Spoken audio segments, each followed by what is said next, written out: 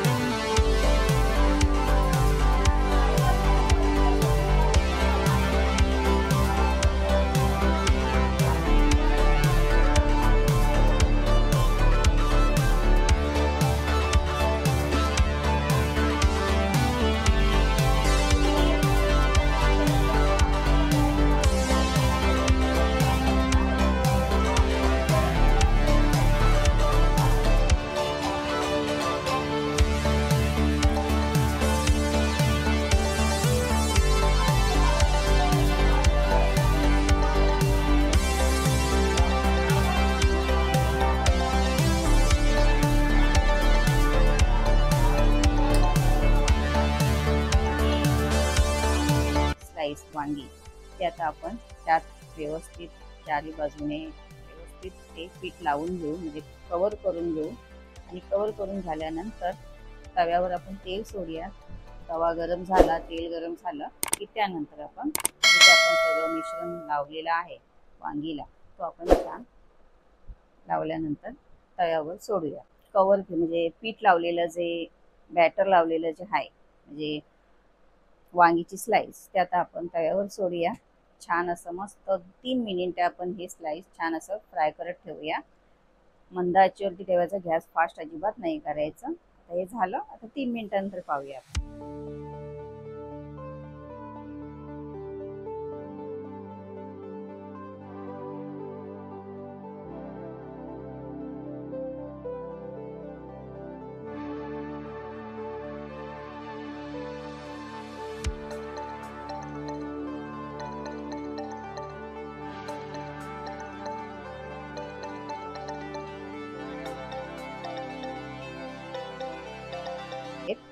आता आपण पलटी करूया वांग्याची स्लाइस।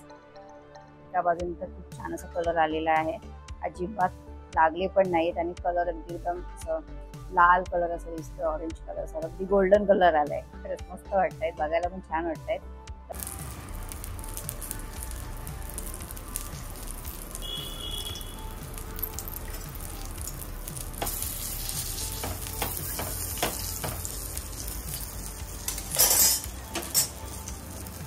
प्रकारे मस्त वांगी फ्राय करून झालेले आहेत. आता आपण सर्व करूया, एका प्लेटमध्ये काढूया आणि असं छान असं एकसारखं लाईनमध्ये लावूया वांगीची स्लाइस.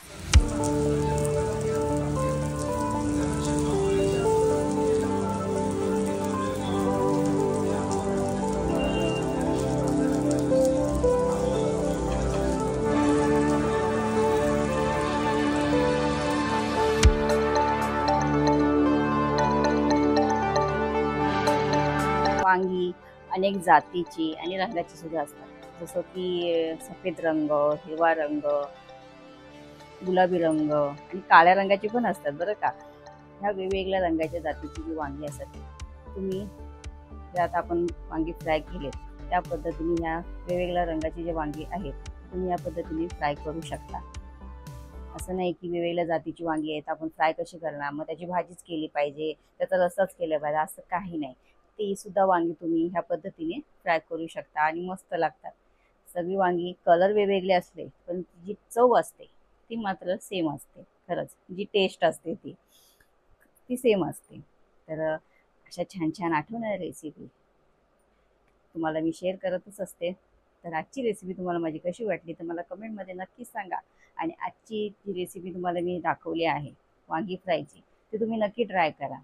खरंच तुम्हाला आवडेल. कुठेही तुम्ही प्रवासाला जरी गेलात तर अशी वांगी फ्राय घेऊन जरी गेलात तरी ती वांगी अजिबात खराब होत नाहीत. जेवढं तुम्ही ते शिळं होणार किंवा तुम्ही फ्राय केलात तर त्याची टेस्ट अजून वाढते, म्हणजे ते अजून ते क्रिस्पी पण होतात आणि त्याची चवसुद्धा वाढते. खरंच तुम्ही नक्की ट्राय करून बघा, आवडेल तुम्हाला. त्याचसोबत तुम्ही अजून चॅनलला माझ्या सबस्क्राईब केलं नसेल तर सबस्क्राईब करा आणि आजच्या रेसिपीला खूप मस्त असं सपोर्ट करा.